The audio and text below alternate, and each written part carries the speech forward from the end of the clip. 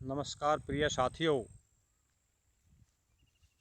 आज 6 मई 2020 का दिन हो चुका है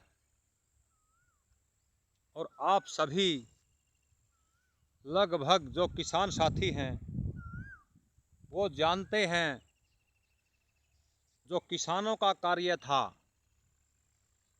फसल उठाने का, वो लगभग फसल उठाने का तो पूरा हो चुका है, लेकिन जो अपने पशुओं के लिए चारा भूसा होता है वो अभी तक अधूरा है। ये जो आप देख रहे हैं ये कटी हुई गेहूं का भूसा है। तो आज 6 तारीख बुधवार को राम जी ने फिर बरसात कर दी है।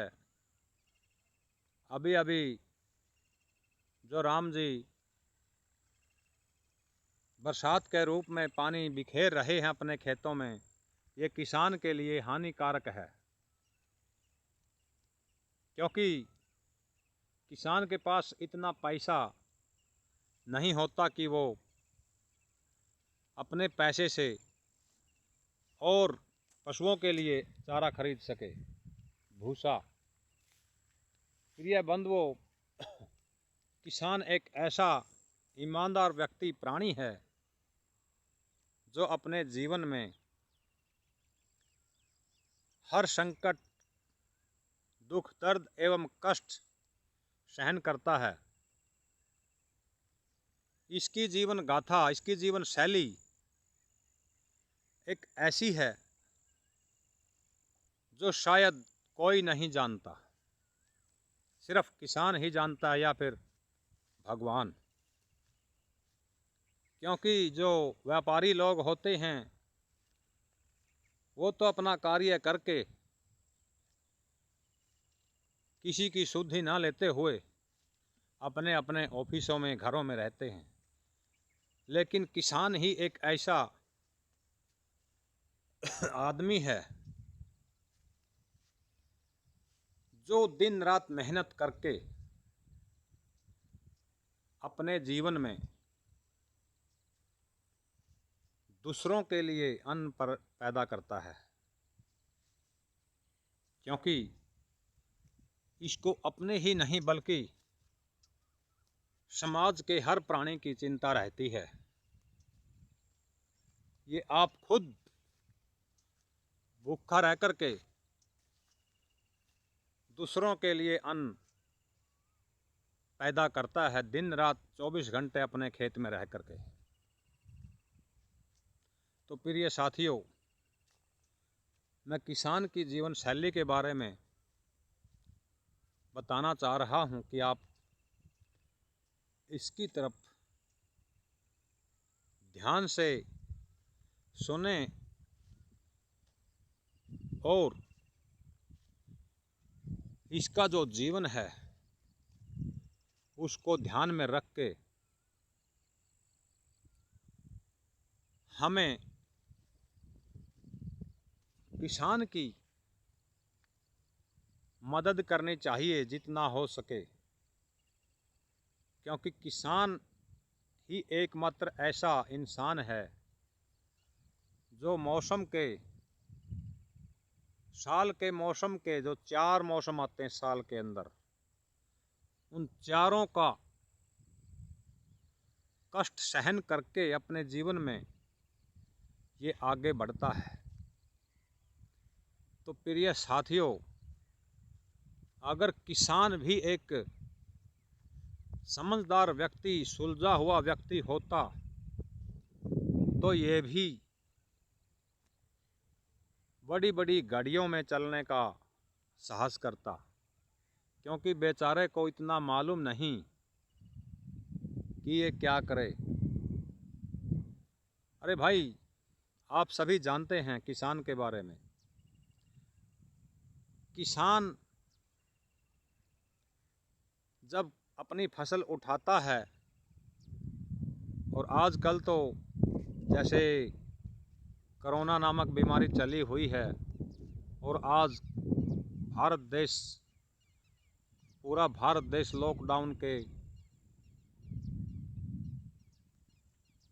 उसमें जूझ रहा है। आज पूरे 43 दिन हो चुके हैं लॉकडाउन हुए। तो किसान की फसल जो आज पक के उठ के कट के तैयार हो रही है वो अपने खेत खलिहान एवं घर में पड़ी है। उसको खरीदने वाला कोई नहीं है, कोई व्यापारी नहीं है। जैसे गन्ने की पहले पर्ची आती थी, आज वो पर्ची गेहूं खरीदने के लिए व्यापारी भेजते हैं। तो प्रिय बंधुओं, चलो ये तो देश के अंदर जो बीमारी है उसको तो हम सबको भुगतना पड़ेगा, सहन करना पड़ेगा। फिर भी किसान की जो फसल है, जो अनाज है, वो अच्छे रेट पर नहीं बिक रहे। व्यापारी आड़ती हैं जो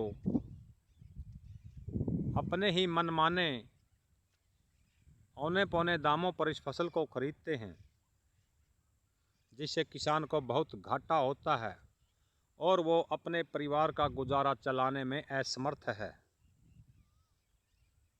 तो सभी किसान साथियों से एक आग्रह है कि मिल के सभी एक संगठन यूनियन बना करके इसमें राजनीति का कोई दखल ना दें।